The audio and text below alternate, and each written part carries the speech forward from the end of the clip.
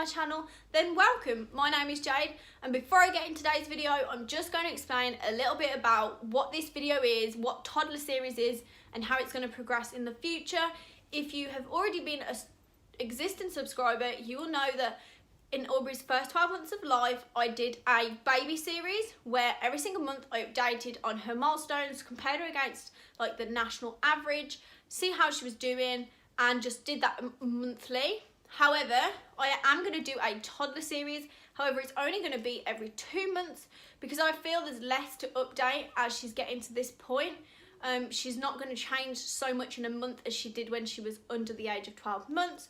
So I'm going to do this starting from 14 months, which is today's video, and I'm going to continue that hopefully until she's 3. So I'll kick off the video straight away. Just before Aubrey turned 1, I had her weighed and she was 18 pounds and 5 ounces, which is probably where you guys last heard from her weight. At 13 months, I had her weighed and she was 21 pounds and 6 ounces. So she finally got to a point where she actually put weight on. We've finally cracked the feeding. She's eating food every day. She's having a lunch, dinner. She's not having a problem with food now at all. So she put all the weight on and I was really happy, finally. However, I went and got her weighed this morning and she has lost weight again, which I'm not too pleased about. She's now 20 pounds. So she has lost 1 pound and 6 ounces.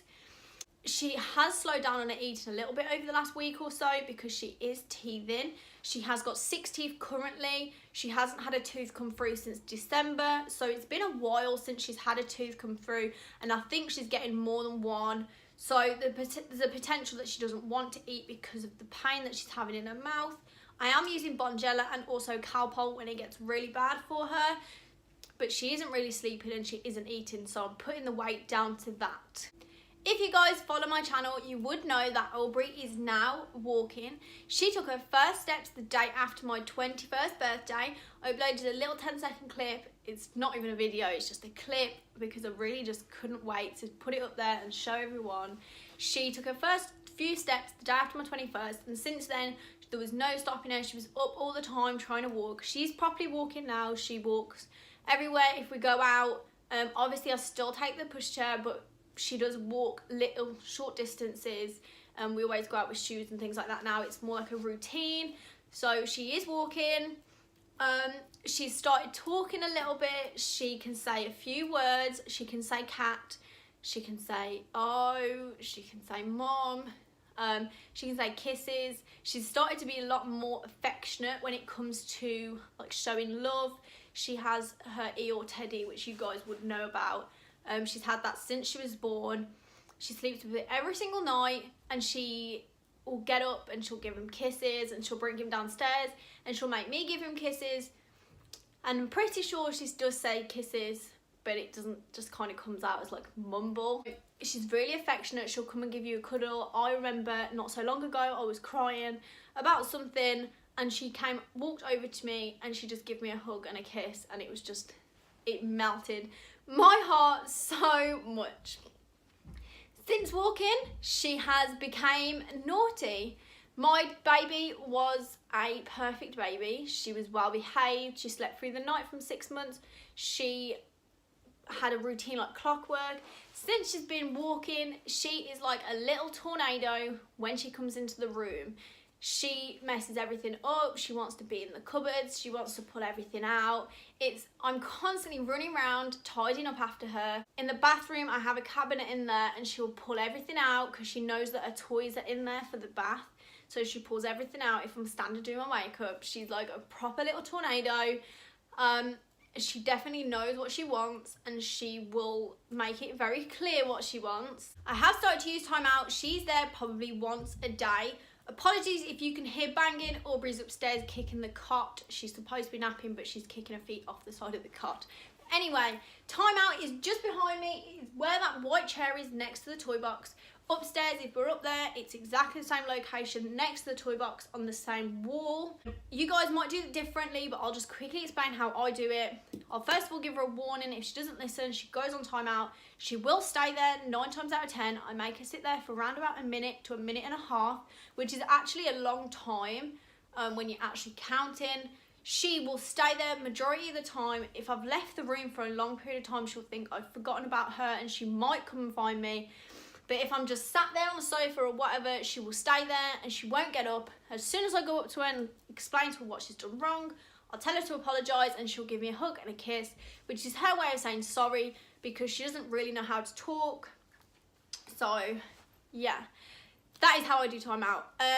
Food, I'll quickly address the food situation. I know I've kind of mentioned it before a little bit earlier about how she does eat now. She doesn't have a problem at all with the feeding or her breathing. If you guys are a long subscriber, you'll know that I've been back and forth from the hospital constantly for months and months about her eating, how she makes weird noises when she's swallowing, how she stops breathing. For some reason, she's just turned 1 and that has stopped completely. I can't remember the last time she stopped breathing and even made a weird noise when she was eating. So that is amazing. I'm so glad that she's grown out of it. I thought it might be a long-term condition that we would have had to deal with. The doctors still don't know what it was that caused it or anything like that. I think that's just awful, but we don't need to worry about it now. I just need to keep an eye on her. She does drink milk still, only cow's milk since she's turned 1. She has a tiny little bit in the morning, maybe like an ounce or something. She only drinks out of sippy cups. I'll just quickly show you. This is the sippy cup that she uses. This is not branded. This is just from Mothercare. I only used branded bottles until she was 1. I used a vent. So this is the greatest sippy cup ever. I've tried Tommy Tippy, I've tried Newbie, I've tried Nook, I've tried all of them, but Mothercare for me has been the best one. She has a tiny bit of milk in here in the morning, maybe an ounce or so. Then she has this filled with water all day. She'll only drink water during the day, and then before she goes to bed, she'll have a full bottle of milk. She'll lie down watching the night garden and have a full bottle of milk before bed. She doesn't have it in the night or anything like that. So there isn't really more that I can update on. She has got like the cutest little personality. When I get her up from a nap, which will probably be now, I'll bring her down and you guys can see her. This is Aubrey Sky at 14 months. I've just got her out of bed. Can we stand up? Say hiya. Is that you? Say hiya. She can see herself on the camera, so she's just mesmerised by that.